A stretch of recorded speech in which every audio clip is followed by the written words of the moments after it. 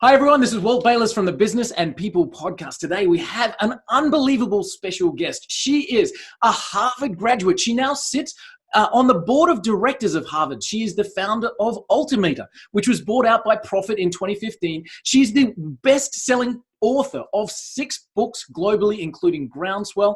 And she is an amazing human who talks about disruption in the social media environment and in the digital age that we live in. She talks on stages all around the world, has literally just got off the plane right now. And I'm just thrilled and honored to have with me on the show none other than Charlene Li. Charlene, thank you so much for joining us. Thank you so much for having me here. Oh, it's incredible to have the opportunity to speak with you, Charlene. You have, just looking at your bio is like reading like the best of the best, the who's of the who. It's an incredible story. How did this all come together for you? I kind of fell into it. I thought I'd become an analyst, a technology and business analyst for a couple of years so I could raise my kids. And it just kept going on. And all of a sudden I turned around. I was like, 8 years had gone by. Like, what am I going to do with my life? And so I decided to just kind of keep things fresh. I wrote a book because Nice. I was curious about this whole social media space. I thought it was going to be pretty big. So back in 2008, I wrote a book called Groundswell, my first book, and did really, really well. And after that, I decided to go start my own company, Altimeter, and then kept writing books, and then sold it in 2015. And now I continue to be an analyst at Altimeter. And am speaking, just wrote another book, starting to invest and serve on boards and have what I would call a portfolio career. Wow, So that's so it all impressive. together. Yeah. So I've noticed that you've been featured as a TED speaker. You've spoken to IBM, to Bose, to some incredible companies around the world. Oracle, I think you were leading the keynote there with Oracle. Like, I mean, the opportunity to move from the analyst role into now, as you said, a portfolio career. Did that happen because of the books, because of being the author? It was very much because of the books. I mean, a lot of people write books in order to get speaking because it's hard to make money just on books. But I think I never wrote a book to get more speaking. I always wrote a book to answer a question I was curious about that I thought could potentially help other people. And along the way, if you're helping a lot of people, then people want more of it. So I think the speaking was one way that I found to be really compelling, and I really enjoy it.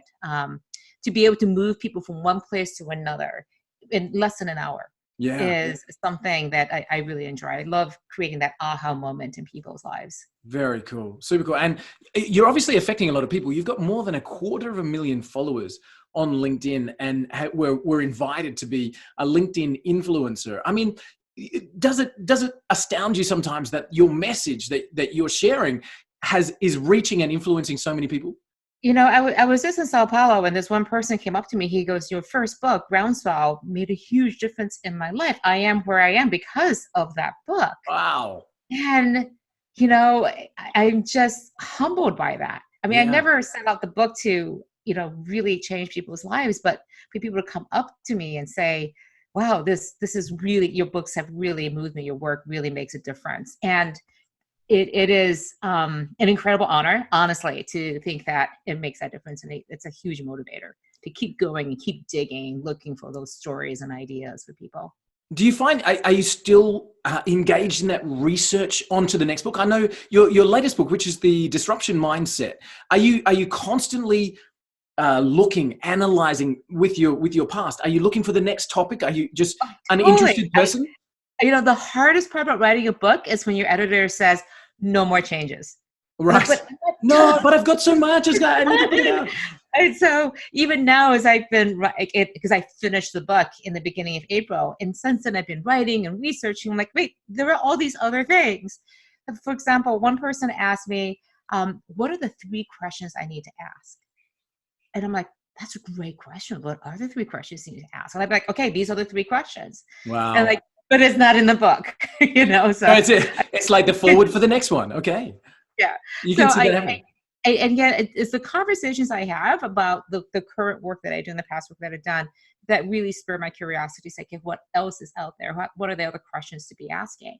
Nice. So a big question I'm looking at right now is, we talk about digital transformation, but by some estimates, only 8% of companies are successful at this. Wow. Why is it so hard? What are the reasons why it's not working? And I think a lot of it is because we talk about digital transformation at this sort of executive level. And then the people who actually have to operationalize it, the people who are in the trenches, the managers doing operations every day, they go like, I'm not going to go do that. Yeah. Now, like, how do you comfortable where I am? Yeah. Right? It's consultant and executive speak on one side, and the people who actually do the work on the other side, and the two just do not meet. This is like, I have no idea what you're talking about. I can't stop what I'm doing today to transform. I noticed that with your latest article that you wrote, which was the report in digital communication being adopted throughout an organization. And your report actually, the baseline of that was that everybody thinks it's a good idea, but it gets lost in the middle where there's no kind of transition from the executive team to the workers at the front line, being able to change their communication channels to work in a different way. And are you finding that not just with digital communication, but with so many other things as well? Everything. I mean, again, you think about it as the permafrost, the frozen middle. That's what some people call it. But they have no reason to change. We haven't been very successful at explaining to them what's in it for you to go through these changes, to adopt these new behaviors, to use these new technologies. And we just say, just do it without really involving them in that process. And so in some ways, I think the companies who have been successful at doing this, and this is the research I want to do now, is they actually go slow to go fast. Okay. They slow way down. They slow way down and are able to do that. Yeah. Now, Charlene, one of the things that, as I look at what you've done, the word that jumps out at me the most, in addition to digital, is the word disruption. Why has that been such a fascination for you? Because I think we all want digital and innovation to be easy. Yep. We want somebody to give us a nice, big, fat, easy button, press it, and then whoa, it's done. Everything happens, yeah. Surely that can happen. And I just went, no. How do we think about disruption as a normal state, and how do we actually thrive with it? We see some people, some organizations, they seemingly just kind of flow through all this disruption. They were able to deal with it. They were adopting to it. They kind of run towards it rather than shy away from it. What is it? How do they do this? Yeah. What is it that they drink every morning? I want some of that. Yeah. And when I go and talk to them, they're like, oh no, it's awful. I mean, they're just as disrupted as we are. Yeah. But at the same time, they have a different way of thinking. So they embrace it, but even though they hate it, they're chasing it. You know what? Disruption is just hard. I mean, I wish it was a magic wand. I wish it was a fairy godmother who could make it all easy.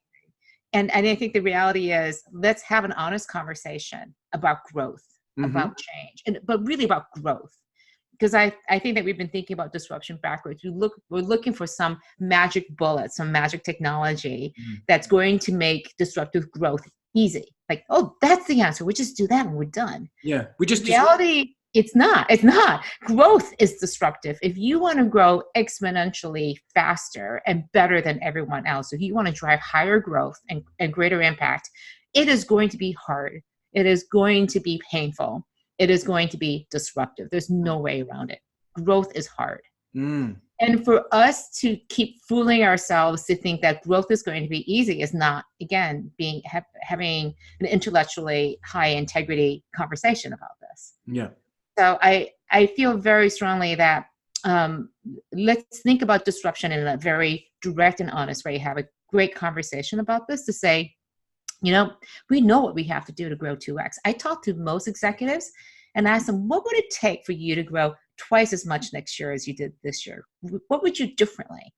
And he goes, and they all go, let me tell you, we'd do these 5 things differently. I know exactly what we would do.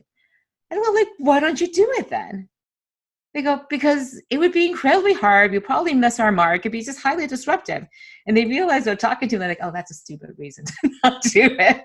They're like, they're talking themselves out of 2x growth because it's going to be difficult. So you're literally concentrating on saying, look, this growth is going to be difficult. So either do it or die. And they also say, even if we were to try to do 2x, we probably wouldn't hit it. We probably hit 50, 60% of that. Done it. And I'm like, isn't 150% better than 100%? Wouldn't that be a yes from me? I would be thinking that for sure. Right, so this is not the way we think about things anymore. How do you find that most let's say most disruptive thinkers, how do you find that they process things differently than other people? How do they change the way they look at something and make it into a future plan rather than most of us who look at it and see status quo? One simple thing that disruptors do. They think about the future and they think about a future customer. And because they have such a clear idea of who that future customer is, they will make the investments today, make the sacrifices today, hire the people, dedicate the resources to go after that future customer. They're going to still focus on the current customers, but they're willing to take on these unprofitable customers because they know that's where the growth is going to be. This is why startups have a huge advantage. Startups don't have a current customer to worry about. They have nothing. They have nothing. So they go after the only thing that they can, which is the future customer. And the minute they get a customer, they fall into the same trap as every other incumbent. What's the solution there? Like, how do you solve that? You have to be constantly training yourself saying, I love my current customers, love you guys, love that you're profitable. I'm going to take that profits and invest it in the future. Constantly, because you know that the current customer is not necessarily your future customer. It might be, but chances are they aren't. Yeah. Interesting. They're absolutely convinced that something's out there. So I go around and ask people to show me the strategic plans. Most people show me a 12-month budget. Right. Sure. This is how much we're going to spend on marketing. Not a strategic plan. Tell me the difference, Charlene. And so when you have a strategic plan, it says, I know where I want to be 3 years from now, and here are the steps I'm going to take today to reach that plan, that goal 3 years from now. And the most forward-thinking companies always have a plan, 3, 5, 10 years out into the future, and they're executing on that plan. Non-disruptive companies have a 12-month budget, and it's just to the end of the current year. Yeah. Work on the next plan in the last 3 months of the previous. And so you can't make any long-term investments, because your point of view is only within the next 12 months or shorter. Yeah, and it's a budget is not a strategy. A budget is not a strategy. It's almost like a report afterwards, isn't it? It's looking backwards. I talk about how you have to have your customers, and especially your future customers, in your dashboards. And so if you are thinking about all the things you have to do operationally to make sure execution happens, a lot of the operating metrics we have are backward looking. They tell you how you have done. They don't tell you how you're going to do in the future. Wow. So you need a good balance, but I ask people, show me your strategic plan, tell me who your future customer is, show me your dashboards. And then the fourth thing I do is tell me how many of your meetings start on time. What? Tell me about that one. Because I think the most disruptive organizations are also the most ordered, most organized, have the greatest amount of process. Wow. They get work done. And because they execute on work so well, it just operate really well. They don't have to focus on those things. So they can spend all of their time, all of their energy focusing on that future. Wow. And if you think about it, most companies don't have the discipline of even having good meetings. Their calendars are packed with meetings. Your most executives are calendared all the way to the end of the day in 15-minute increments. So when do they have time to sit back and think about the future? When do they have time to think and do work? And the higher up you are in the organization, the more time you have to set aside and close off so you can think about and work on these future plans. Wow. Because if you don't, then who will? How do you, I pause there for a second because I'm just letting that sink in. How do you answer somebody who finds themselves a victim of disruption? In other words, we've always done it this way and we've been successful. Now we're being taken over by the startup, the person that we didn't even see coming. I'm sure as we look globally, Charlene, there are businesses right now that are going, oh my God, we are getting absolutely done over by a company that we didn't even pay credit to 6 months ago. How do you address an executive team who find themselves in that struggling situation? I would say some of them are like that. Most of them are like, I can see this coming on the horizon. I can see it like a truck barreling towards me. What do I do? Right. But they're not quite there yet. They still have profits. They still have options. They still have cash. When you have cash, because cash is king, you have options. The question becomes, if you can see this big, huge semi-truck coming at you, what are you going to do to prepare for that? Are you going to milk your profits, or are you going to take those profits and invest them in a future direction? And the hard part is if you've never, and if you haven't done this on a routine basis, which is think strategically, think into the future, make these sacrifices is really hard to do. Yeah, definitely. Because you've always done it this way. Yeah. And so the only fighting chance is to move into that transition as quickly as you can, get people on board and go into a fighting mode that says, who are our future customers going to be? Instead of being defensive, be offensive, be on the offense and say, how can we create that growth? How can we find new customers? Where are they going to be? And be ready to make the pivots that you're going to have to make the investments in the short term. I talked to one CEO once and he was like, this is my industry is being so disrupted. What do I tell my board? And I said, you got to tell them the truth. This is a dying industry. We cannot maintain the profits. We're going to have take a profit hit, not pay out dividends, and invest that in the future. He goes, they will never accept that. And I said, then you're going to lose the company. That's exactly what he did. So he said, I may as well sell the company to the highest bidder that I can and get out while I can. And has he done so? He got out. Wow. So it's either get hit by the semi-trailer, which is, get wiped out down to nothing, or move into the next lane, which is invest what you've got now into what you think, and you're going to be taken over, but hopefully you can get some ground back as the time goes. Yeah, hopefully you can find another person who thinks that these profits are going to continue. Hopefully you can get somebody who's hopeful enough and maybe not so open to seeing the potential this threat coming in and get a sucker to buy your business before they get. Wow. Yeah. And then terrible phraseology, but yeah, absolutely right. So in terms of advice from you to anybody that finds themselves in that situation, it's start now. No matter if you find yourself behind, start now. Think about that future customer. How are you going to attract them? Who are you going to need to be attractive to them? And just start working that environment, even though you're going to be behind. Yeah, I just spoke to a bunch of family businesses yesterday, and these are traditional, big, large industry, family businesses, and they're very traditional because we've done this way for 3 generations. Yeah. We're not going to do it a different way, and the young people in the company are like, how do I get my grandfather to listen to me? Right. But you can't, it's less about talking about the methods as it is showing them where this future customer is, talking about who they are, going out and getting data and evidence. Because if you go just by hearsay, like this is the way we've always done it. Okay, can you give us evidence that always doing it this way is going to continue to be the way? What evidence can you bring, grandfather? I'm going to bring evidence to you. I'm going to bring you data, anecdotes, interviews with people. And if you convince them, it's like, this is not about doing things the best way or not. This is about where the market is moving to. If you can help them understand that this is a better way to serve an unmet need in the marketplace, see it as an opportunity rather than a changing from the past. It's about building on the past and moving into the future. That's a much better way to be moving than I see actually things happening.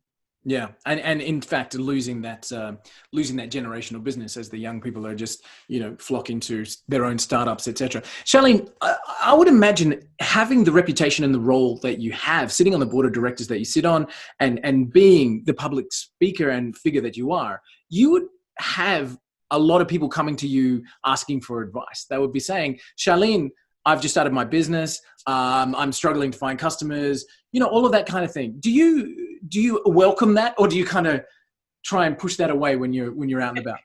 When I'm at my speaking engagements, I always put up my contact information. Okay. And I say to people, I put this up because I want to hear from you. Wow. I want to hear how you're doing. I want to connect with you. I can't guarantee that I can give you all advice, but I do want to hear about what's working for you, what's not, because this is how I learn and produce more research. Nice. And people are really respectful. They reach out, they say thank you. Every once in a while, they say to me, hey, could I ask you out for coffee? And I usually have to say, I can't, but do you have a question? I'm happy to try to answer that question. Like there's one person asked me by email, I have a meeting next week with my executives. What 3 questions should I be asking them to make sure that we're on the right track for our digital transformation? I go, that's a great, and so that's how I learn. Otherwise, how would I can't sit here in my office at my desk and come up with great ideas. I need to do research. Wow. So that's you looking at your future customers. Absolutely. Yeah, that's so cool, Charlene. That's really cool. Can I ask you then a 60-second challenge? So we've done this with a few of our guests, and I'm just fascinated to hear your answers here. So here's the 60-second challenge. You bump into someone, the context is you bump into someone that you haven't seen for 10 years. They've always been an employee at a C-suite level, in an executive role, and they've finally decided now in their mid-30s that they're going out on their own. They want to go and start their own thing. They've got this great idea. They do meet up with you for coffee and they say to you, Charlene, I'm just getting started. What advice would you give to that person to make sure that they had the best chances of the next 6 to 12 months being everything they wanted it to be? It's the same question I put to everybody. Really understand what the customer problem is that you're trying to solve. Nice. Is it a real problem? Is it a tangible problem? Is it the problem that you think is there, or is it something even deeper than that? Bet you that first problem that you identified, it's probably not the right problem. It's probably 1, 2, 3 levels down to really understand what that real problem is. Dig down deeper. Like, why is this a problem? What causes that? And keep asking all those whys. I find that a lot of entrepreneurs come up with an idea because it's something they see and feel. Yeah. But it's not necessarily a real problem, because it's a problem that may be significant in their life, but is it a problem that many people have? Is it a problem that nobody else sees or knows how to address? Uber is a great company, highly disruptive. What was the interesting new technology that they used? There was no new technology. It was location built into the phone. That had been around for a while, but nobody was using it in the way that they were using it to solve a particular problem that they saw could be huge. And so I like to say to people, think about the problems you could solve. You don't have any good problems. Here's a way to find a problem. Go follow a working parent around for a day. You know what it's like to be a working parent. I do. It's a nightmare. It's a complete nightmare. Yeah. Go and solve the problem of a working parent, especially a working mother. And you have a ready market that's global. It's a global billions of dollars that you could make. Go solve their problems. And in fact, taking that forward, go and solve the problem of the market sector that you're looking for. Like if you've built a business to business app, you're creating something in the manufacturing space, go and follow someone in that space for a day and make sure that your solution is addressing their problem. I love that. So sitting down with somebody and saying, okay, you're just starting out, great. Define the problem that you're solving for your customers to 6, 7 levels, as many levels deep as you can. And that will give you the best chance of your future success, which I absolutely love. Charlene, knowing what you know now in your career, having followed the path that you followed, what would you do differently? Oh, how many places can I start? I think when I started Altimeter, I didn't put a strong enough 2 things I didn't focus on, and they're not my natural tendencies. And one of them I'm much better now at, which is really thinking about governance and process, how you're going to make decisions. And this is the advice I give to people. When you're starting a business, you get your partners to go, this is great, we're enthusiastic, we're in growth mode, everything's awesome, right? And you don't talk about the inevitable day when you guys disagree. There will inevitably come a day when you are at loggerheads with each other. Yep. How are you going to resolve that? How are you going to disagree? And it's a great time when everybody's happy to talk about that. Yeah, and that's the time to talk about it. And I was really fortunate that I had great partners that when we disagreed, we worked it out. Yeah. We worked it out. And so we eventually figured, but it was not without a lot of pain and agony because we didn't think about this in advance. Yeah, sure. The other thing is I really credit some of my other partners. They were much better at this than I was, is really thinking about your culture, about your values, and living your culture and values every single day. It tends to be something that you think of as an afterthought. Like, I'll get around to doing the culture thing sometime. It is the number one thing you have to do. Wow. It's one thing to have your strategy. It's other things like that. But if you do not have a strong culture to be the engine that drives your strategy, you have nothing. And in fact, your strategy will probably change. but your culture has to be strong in order to absorb all those strategy changes. Because you may be going down the path, you think this is the customer problem, and yourself, oh, nope, it's wrong. We got to completely shift and pivot. You can't do that unless your culture is strong. How do you suggest creating that or mapping that out? You think about how you want to work. How do you, and I look at it this way, values can be just words on the wall, or you can actually say, how do we use our values? So one of the things that we did at Altimeter, we began our team meetings each week by asking people, how did the values come to play? How were they helping you to get through a tough time or decision? And so you don't have to name all of them. It's completely voluntary, but people was like, oh yeah, I ran into this place where integrity was an issue. I was having problems with somebody, and I was really I just didn't want to talk to them and address them. And I said, I can't have integrity in my relationship with this person unless I tell them how I feel about something. So made me get up and go and have that tough conversation, tough, honest conversation with someone, so that there was nothing between us. We could be in integrity with each other. So in terms of that being a reflection in the culture, it's almost, it's verbalizing it. It's making it formal in terms of this is who we are and the way that we work before we get into strategy, to really cement that as a core of what you're doing. Yeah, because I wrote about this in my book. And when I asked people, how did you build culture? It came down to two things. It's beliefs and behaviors. That's all it is. And so your culture is made up of a bunch of beliefs and then the behaviors. Your values are just words on the wall. It's what you believe those values mean. And I'll give an example. One company I worked with had the value of respect. And in the beginning, it was about everybody has a voice, so we have to have respect for each other and not be unkind to each other. And over time, it morphed into respect means not disagreeing with each other in public. Wow. Okay. Right? It's completely different. Yeah. And they were realizing that they couldn't go through the kind of changes and transformations they wanted to unless they addressed that, because people would always just kind of keep it inside and not really say what was on their mind. So the executives explicitly went out and encouraged and said new things and encouraged new behaviors. So they would begin every meeting saying, everyone's going to voice their opinion about what's really going on. And I encourage you to be completely honest and tell us, because we won't know anything. And I respect you for saying this. I want to hear your voice.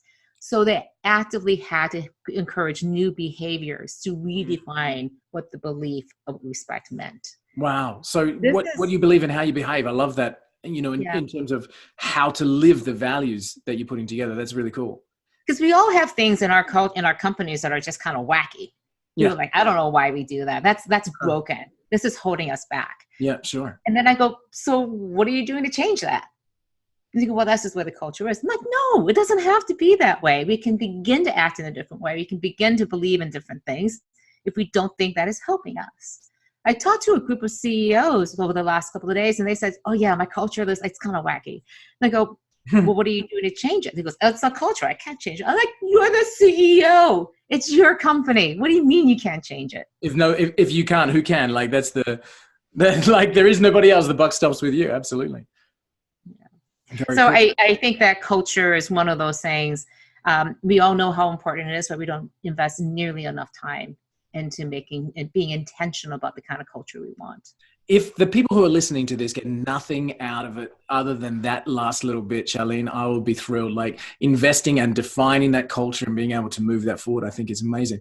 Charlene, tell me, again, I'm so respectful of your time, and I'm not going to take up too much more of it, so I'll only keep grilling you for a few more minutes. What would people find surprising about you? I actually like to jump off of high places.